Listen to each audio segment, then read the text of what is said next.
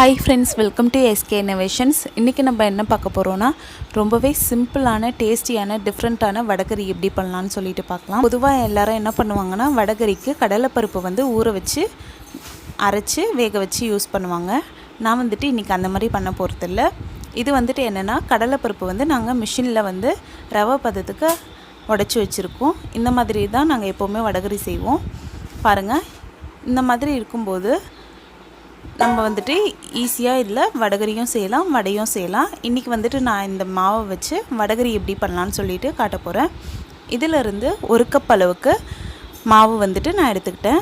இதுக்கு 1/4 கப் அளவுக்கு தண்ணி போதுமானது. இதோட 1 ஸ்பூன் எண்ணெய் விட்டு இது எல்லாமே சேர்த்து நல்லா பிசைஞ்சு விட்டுக்க போகிறேன். இப்போ பாருங்கள், நான் வந்துட்டு தண்ணி பருப்பு எண்ணெய் விட்டு நல்லா மிக்ஸ் பண்ணி வச்சுருக்கேன். இந்த மாதிரி கன்சிஸ்டன்சியில் இருக்கணும். இது வந்துட்டு ஒரு அரை மணி நேரம் அப்படியே ஊற வச்சுக்க போகிறேன்.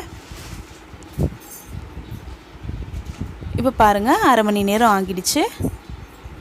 இந்த மாதிரி ரொம்பவும் தண்ணியாக இல்லாமல் ரொம்பவும் டைட்டாக இல்லாமல் இந்த மாதிரி கன்சிஸ்டன்சியில் இருக்கணும். இதை வந்துட்டு இட்லி தட்டில் எண்ணெய் தடவிட்டு இந்த மாதிரி உருட்டி வச்சிடலாம். நம்ம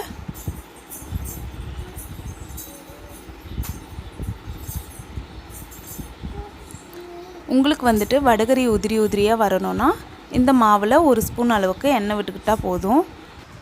இப்போ வந்துட்டு வடகரி மாவை இட்லி தட்டில் வச்சாச்சு. இதை நம்ம இட்லி குக்கரில் வச்சு வேக வச்சு எடுத்துக்கலாம். நம்ம இட்லி எப்படி வேக வைப்போமோ அதே மெத்தடில் தான் இந்த வடகரி மாவையும் வேக வைக்கணும். நான் வந்துட்டு கீழே இருக்க 2 தட்டில் வந்துட்டு இட்லி ஊற்றி வச்சுக்கிட்டேன். இதே மாதிரி நீங்களுமே இட்லியை வந்து ஊற்றி வச்சுக்கலாம். இந்த மாதிரி பண்ணும்போது உங்களுக்கு கேஸும் மிச்சமாகவும் டைமும் மிச்சமாகும். இப்போ இது வேகட்டும். இந்த டைமில் நம்ம தாளிச்சுக்கலாம். ஒரு கடாயில் 5 ஸ்பூன் அளவுக்கு எண்ணெய் விட்டு 1 பிரியாணி இலை, 1 துண்டு பட்டை, 2 ஏலக்காய், 3 கிராம்பு, 1 ஸ்பூன் சோம்பு போட்டுக்கிட்டேன். இது வந்துட்டு எண்ணெயில் நல்லா பொரியட்டும். இது நல்லா பொரிஞ்சதும் 7 பச்சை மிளகாய் கட் பண்ணி சேர்த்துக்கிறேன். உங்கள் காரத்துக்கு தகுந்த மாதிரி நீங்கள் பச்சை மிளகாய் வந்து கூட்டவோ குறைக்கவோ செஞ்சுக்கலாம். இது வந்துட்டு எண்ணெயில் நல்லா வதங்கிட்டதும் இது கூடவே 3 மீடியம் சைஸ் வெங்காயம் கட் பண்ணி சேர்த்துக்கிறேன். வடகரிக்கு எப்போவுமே ரொம்ப பொடி பொடியாக கட் பண்ண வேண்டாம். ஓரளவுக்கு மீடியம் சைஸில் கட் பண்ணிக்கிட்டால் வெங்காயம் வந்து நல்லாயிருக்கும். இது வந்துட்டு இந்த எண்ணெயில் நல்லா வதக்கி விட்டுக்கலாம். இப்போ இது ஒரு 3 நிமிஷத்துக்கு நல்லா வதங்கட்டும். அப்போ தான் நல்லாயிருக்கும். இப்போ பாருங்கள், 3 நிமிஷம் ஆகிடுச்சு. வெங்காயமும் நல்லா வதங்கிடுச்சு. இப்போ இதோட 4 மீடியம் சைஸ் தக்காளி பொடி பொடியாக கட் பண்ணி சேர்த்துக்கிறேன். இதையுமே இதோட நல்லா வதக்கி விட்டுக்கலாம். இந்த தக்காளியும் வந்துட்டு நல்லா வதங்கியிருக்கணும். அப்போ தான் வடகரி வந்து ரொம்பவே டேஸ்டியாக கிடைக்கும். நீங்கள் வந்துட்டு வெங்காயம் தக்காளி சரியாக வதக்கலைன்னா வடகரியோட டேஸ்ட் வந்து கம்மியாக இருக்கும். அதனால் தக்காளியுமே நல்லா வதங்கியிருக்கணும். இந்த டைமில் நம்ம இட்லி தட்டிலேருந்து வடகரி மாவை வந்துட்டு எடுத்து உதிர்த்து வச்சுக்கலாம். பாருங்கள், வடகரி மாவும் நல்லா வெந்திருக்கு. இதை நம்ம தனியாக தட்டில் வச்சு ஃபேன் காற்றுல வச்சு ஆற வச்சு உடச்சி எடுத்துக்கலாம். பாருங்கள், எவ்வளோ ஈஸியாக வந்திருக்கு. இது ஏன்னா நம்ம வந்துட்டு இந்த மாவில் 1 ஸ்பூன் அளவுக்கு எண்ணெய் விட்டதால தான் இந்த அளவுக்கு நமக்கு ஈஸியாக எடுக்க வருது. அது மட்டும் இல்லாமல் நமக்கு உதிரி உதிரியாக கிடைக்கும். இப்போ இதை இந்த கரண்டியாலே உடைச்சி விட்டுக்கலாம். இப்போ இது கொஞ்சம் ஓரளவுக்கு ஆறிட்டதும் இந்த மாதிரி தட்டி விட்டுக்கோங்க. நல்லா ஆறிட்ட பிறகு இதை நம்ம கையாலேயே உதிர்த்து விட்டுக்கலாம். இப்போ பாருங்கள், நல்லாவே ஆறிடுச்சு. இதை நான் வந்துட்டு இந்த மாதிரி உதிர்த்து விட்டுக்கிறேன். இப்போ பாருங்கள், ஃபுல்லாகவே உதிர்த்து விட்டாச்சு. எவ்வளோ சூப்பராக கிடச்சிருக்கு பாருங்கள். இந்த டைமில் தக்காளியுமே நல்லா வதங்கிடுச்சு. இப்போ நம்ம உதிர்த்து வச்சுருக்க வடகரி மாவை இதோடு சேர்த்துக்கலாம். சேர்த்து நல்லா கலந்து விட்டுக்கலாம். வடகரி மாவு கடாயில் போட்டதுமே ஸ்டவ் வந்துட்டு சிம் ஃப்ளேமில் வச்சுக்கோங்க. இல்லாட்டி அடிப்பிடிக்க ஆரம்பிச்சிடும். சிம்மில் வச்சு நல்லா கலந்து விட்டுக்கோங்க.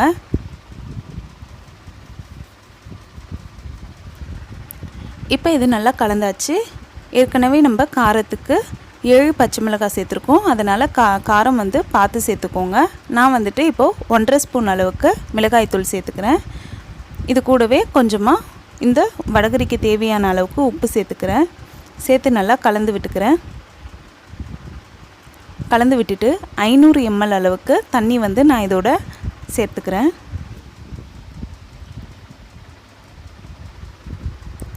இப்போ தண்ணி சேர்த்தாச்சு. இதை நல்லா கலந்து விட்டுக்கலாம். இந்த டைமில் நீங்கள் உப்பு காரம் ஒன் டைம் செக் பண்ணிக்கோங்க, தேவைப்பட்டால் சேர்த்துக்கோங்க. இப்போ பாருங்கள், வடகறி வந்து கொதிக்க ஆரம்பிச்சிருச்சு. இது வந்துட்டு ஒரு 5 நிமிஷத்துக்கு ஹை ஃப்ளேமில் கொதிக்கட்டும். இப்போ 5 நிமிஷம் ஆகிடுச்சு. பாருங்கள், நம்மளோட சூப்பரான டேஸ்டியான வடகறி ரெடி ஆகிடுச்சு. இதை இப்போ நம்ம சர்வ் பண்ணிக்கலாம். எனக்கு வந்துட்டு இந்த கன்சிஸ்டன்சி கரெக்டாக இருக்குது. ஏன்னா வடகறி வந்துட்டு ஆற ஆற கெட்டியாகும். அதனால் எனக்கு இந்த கன்சிஸ்டன்சி ஓகே. உங்களுக்கு இன்னும் கொஞ்சம் கெட்டியாக வேணும்னா நீங்கள் கொஞ்சம் நேரம் கேஸில் வச்சுட்டு அப்புறமா ஆஃப் பண்ணிக்கலாம். பாருங்கள் ஃப்ரெண்ட்ஸ், இன்றைக்கி வந்துட்டு நம்ம ரொம்பவே டிஃப்ரெண்ட்டான டேஸ்டியான வடகறி எப்படி பண்ணலான்னு சொல்லிட்டு பார்த்தோம். இந்த வடகறி வந்துட்டு இட்லி, தோசை, பூரி, சப்பாத்தின்னு சொல்லிட்டு எல்லாத்துக்குமே செம்மையாக இருக்கும். கண்டிப்பாக எல்லோரும் ஒன் டைம் இந்த மெத்தடை யூஸ் பண்ணி செஞ்சு பாருங்கள். இந்த வீடியோ உங்களுக்கு பிடிச்சிருந்தால் லைக் பண்ணுங்கள், உங்கள் ஃப்ரெண்ட்ஸோடு ஷேர் பண்ணுங்கள், அண்ட் எப்படி இருந்துச்சுன்னு கமெண்ட் பண்ணுங்கள். நம்ம சேனலை ஃபஸ்ட் டைம் பார்க்குறீங்கன்னா மறக்காமல் சப்ஸ்கிரைப் பண்ணுங்கள். அப்படியே பக்கத்தில் இருக்க பெல் ஐக்கானையும் கிளிக் பண்ணுங்கள். அப்போ தான் நான் அப்லோட் பண்ணுற ஒவ்வொரு வீடியோவும் உங்களுக்கு நோட்டிஃபிகேஷனில் வந்து சேரும். இதே மாதிரி நாளைக்கு இன்னொரு யூஸ்ஃபுல்லான வீடியோ பார்க்கலாம். தேங்க்ஸ் ஃபார் வாட்சிங் ஃப்ரெண்ட்ஸ்.